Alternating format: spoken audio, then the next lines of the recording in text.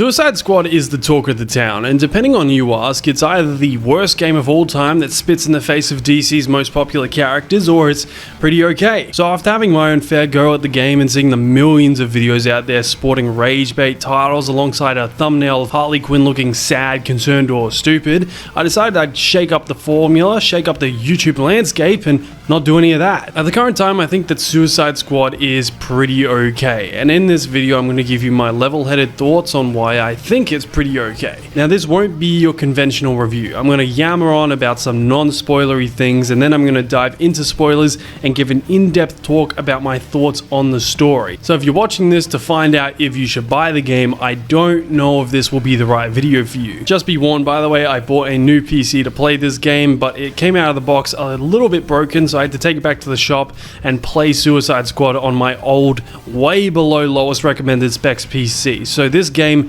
is running on the absolute lowest it can go, which is fine for me because I usually don't waste breath talking about graphics. But if you're someone who cares about graphics, then just be warned that this video is not the best representation of what the game can look like. By getting right into it, if you're watching this video, then you probably know what Suicide Squad is about. You play as 4 characters who are Deadshot, King Shark, Harley Quinn, and Captain Boomerang. These 4 are recruited by Amanda Waller out of Arkham Asylum at the start of the game and are essentially given the impossible task of stopping Brainiac's invasion of Earth, which has originated in Metropolis. The big problem, however, is that Brainiac has corrupted members of the recently formed Justice League, who all need to be taken down. And that's about it. Suicide Squad rarely strays from the goal of hunting down the next League member, and it's kind of a good thing and a bad thing. But before we talk about the story, we need to talk about the gameplay. A huge chunk of the gameplay takes place in the open world Metropolis area, and to get around, the 4 squad members each have their own excellent movement abilities. Harley has Batman's first ever grapple gun, as well as a drone to swing off. Deadshot gets a jetpack that looks like it's the #1 cause of pollution in Metropolis.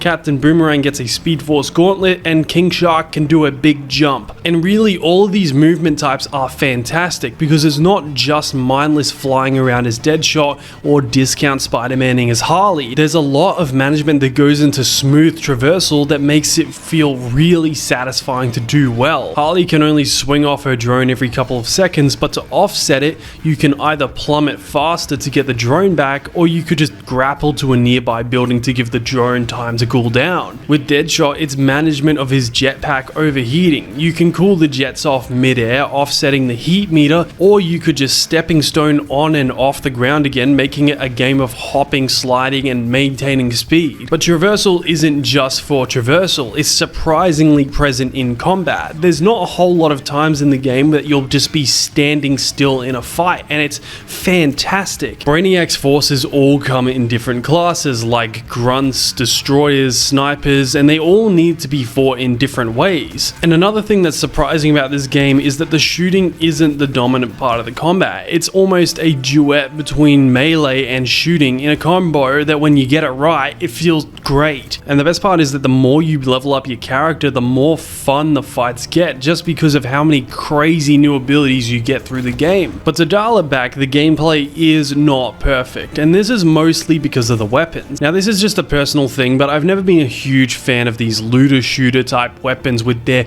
rarity classes and their damage numbers and their percentages, because you're always going to find a better gun around the corner, making everything you pick up feel meaningless, cheap, not worth anything. There was not a single time I picked up a gun in this game and wondered what it did, because I knew the answer was that it shot bullets, but the damage number was bigger than my old gun. And none of this is helped by the fact that you will not feel like you've gotten the maximum potential out of your weapons for the entire story, and this is because the game never stops teaching you to play. Sorry, that's not correct. The game doesn't trust you to play. For the first half of the game, instead of fighting the Justice League, we're tasked with building up our support squad, and this is done by going around, playing a side mission that will be repeatable later, recruiting the person of interest, and moving on to the next one. And it just never stops. I kept feeling like we were still in the intro phase of the game because they kept introducing new vendors for the HQ, new weapon mods, new attachments. It just doesn't end, and it feels like cheap filler. It feels like if the first half of Arkham Knight was just Batman going and grabbing grabbing his allies, like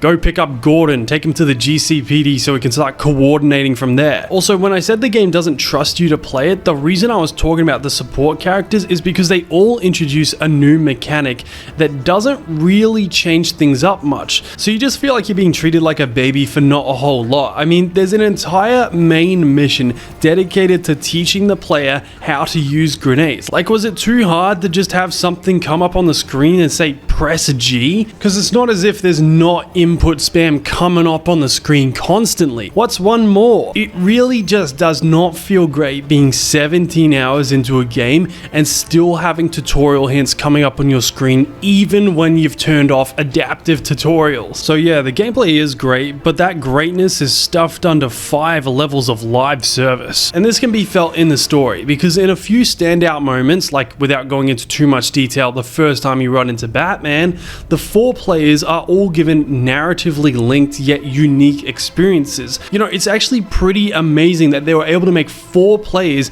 feel like they're all part of this story and they're all important to it. And while those moments are good, there are a few drawbacks to the whole co-op thing, because while the focus story bits are excellent, the open world missions usually suffer. Remember those recruitment missions I was talking about earlier? Well, all of those missions are actually just template missions that get reused in the open world over and over again, especially in the main story. And the worst part is that the most reoccurring story mission type is a horrible escort mission where you have to protect a slow moving car as it zooms down the streets at a speedy 5 kilometers per hour. That's like 30 hamburgers long for any Americans watching. From a bird's eye view, the gameplay is all over the shop, but it's backed up by a solid foundation, making even the crappiest mission still pretty fun to play through. The experience is also pumped up by the incredible score created by Rupert Cross and Batman Arkham series veteran Nick Arundel. And these two really hit home with the game's score. Rupert Cross focuses on the squad's kind of bad boy skirmishing combat style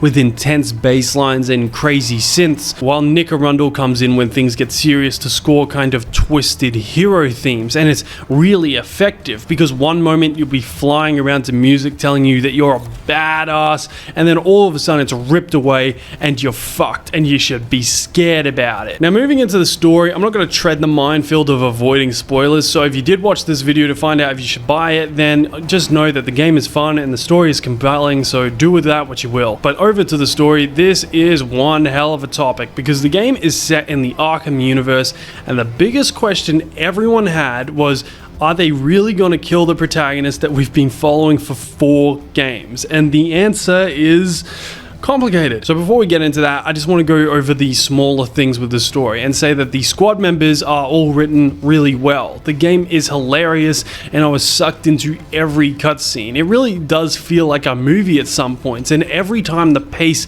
is picked up, that tension is there because you honestly have no idea what's going to happen. The problem, however, is that this is a live service game, and when Rocksteady said that the end game would be expansive, they really meant that the main campaign would be more like a chapter 1 of a bigger story, which is something that hurts the entire experience when it actually registers with you. Pretty much at the end of the game, it's revealed that Brainiac shares his mind between 13 alternate universes, and if we want to kill him for good, we need to go kill every other version of him. This sets up quite an expansive looking future for the game, but it unwittingly cheapens the experience because all of a sudden it's not kill the Justice League, it's kill the Justice League for a little bit, then kill Brainiac a lot. Like, by the time we kill 13 Brainiacs, it seems like the Justice League might be something of a distant memory, right? Which, like I said before, cheapens the experience because with killing the Justice League, I didn't actually know what to expect, and yet I still feel a little bit let down. This is mostly because it doesn't feel very realistic to me. The Suicide Squad, the band of individuals who are constantly being told their shit through the game, are given incredible plot armor that once again cheapens the experience, and I'm going to tell you why that is for every single boss fight. Starting with the Flash, he tells us that it would just be too easy to kill us, so he's going to throw some lightning bolts at us, and this is fair. He's arrogant, he's underestimating the squad, and and he doesn't know that they have tech that dampens his access to the Speed Force. But by phase 3, wouldn't Barry be thinking maybe it's time to give a shit? I mean, he's clearly hurt, and yet he's like, I'm gonna throw the lightning bolts harder. And when we end up killing the Flash, there's no big moment. He's just dead, and that's that. Moving over to Green Lantern, this time the squad has access to tech made by Batman to counter Green Lantern. And even though GL knows that the Flash couldn't kill the squad, he once again underestimates them and creates a bunch of bullshit like helicopters and missiles and big guns to kill the squad. Like, come on, get creative. He then dies, it's lackluster, and let's talk about Superman. Through the game, Superman is built up as being this terrifying, unstoppable force, but luckily, Lex Luthor creates gold kryptonite bullets to help them fight him, and when the final showdown begins, Superman is an absolute wet noodle. At this point, Superman knows that the squad has killed every single Justice League member barring Wonder Woman, and yet he decides that he's just gonna fly around, swing a couple of trees, some helicopters, maybe throw a missile or two, and then he dies. And I'm not joking, there's no cutscene for Superman dying. Superman doesn't get any last words or anything. The Suicide Squad's just like, yeah, we killed the Justice League, and then the game forgets about the Justice League. But saving the worst for last, let's talk about Batman, because there was no one more built up in this game than this guy, and many players already know what he's capable of from playing the other games. I was expecting one hell of a showdown, but instead we got something just kind of meh. It goes down like this. Once you find the Batcave, Batman doses the squad with fear toxin, and one by one, each member has to survive against a demon version of Batman. Harley comes up with a plan to overdose everyone on fear toxin, and it's revealed that it also affected Batman, and we just shoot him and he almost dies. A few missions later, to draw Superman out of hiding, the squad takes Batman to the Central Park. Harley monologues about what a bad person Batman is and then kills him. And this is where I just want to stop and talk for a second, because this boss fight sucks. The pacing is really slowed down just so that every character can have their scary moment with Batman and you can hear about all their inner fears. But once you turn the tables on Batman, it's just so easy to kill him. It's such a far cry from the first encounter with him when he takes you out one by one. And then with the death scene, I have a few thoughts, with the first one being, to anyone who is pissed off about what Harley said to him, I have some news for you. You don't have to agree with her. Just because Harley Quinn says something about Batman does not make it canonically true. Literally any Arkham Batman villain would give a monologue like this if they had a chance to kill Batman, and Harley isn't any different. Harley is not a good guy, especially in the Arkham universe. She tortured Jason Todd. She once convinced an oil baron to kill himself just so Joker could take over his amusement park. She's a horrible person and doesn't have the moral authority to say anything that's really true about a guy that saved Gotham a couple hundred times. Some of those times were her fault too. Now that that's out of the way, a weird thing about this scene is that it just doesn't really feel legit. I mean, would Rocksteady really want to kill this character that they've put so much into in such an unceremonious way? I don't think so, and I don't think that's the case for any of the League members, because they died in such nonchalant ways. That's why I feel so weird about this scene, because I don't know if I'm meant to feel sad about this, because it doesn't feel like the last time we're going to see Arkham Batman, right? I might be being overly negative here, but if they do end up perma-killing off the League members, including Batman, then it's just a huge waste of 4 games worth of story. I mean, all that character development for Batman, and then the world suddenly expands, there's heroes everywhere now, and they're dead. I just feel like that's a huge waste. I really doubt there's a whole lot of juice left in a universe where the Justice League is dead and the Suicide Squad is just somehow the most powerful team out there. I just don't see it, especially considering the history of the universe that this game is built on. Overall, the main story feels very hollow. You kill the Justice League, it feels very unceremonious, and then Brainiac says, "Muhahaha, you have to kill 12 other versions of me in the later seasons." It kind of rubs me the wrong way at the moment, but if the later seasons fill out the story and make it a full package and an actual satisfying one, then I think I'll be fine with it. And I am holding out for the future of the story, considering how Rocksteady handles Deadshot not being the same one as the previous games. It's really cool because they don't just ignore it. In the audio logs, you can learn that the other Deadshot wasn't committing identity theft. The one we see in Arkham Origins and Arkham City is Floyd Lawton. It's just most likely one from another Earth. It's a mystery that's being set up to have a conclusion in the future, and considering how interesting the whole double Deadshot thing is, I have a bit of faith that Rocksteady isn't just doing things randomly here. The League having anticlimactic deaths could be leading up to some sort of really well put together payoff later down the line. We're honestly just gonna have to wait and see though, but I do think I'll stick around for as long as the game does, because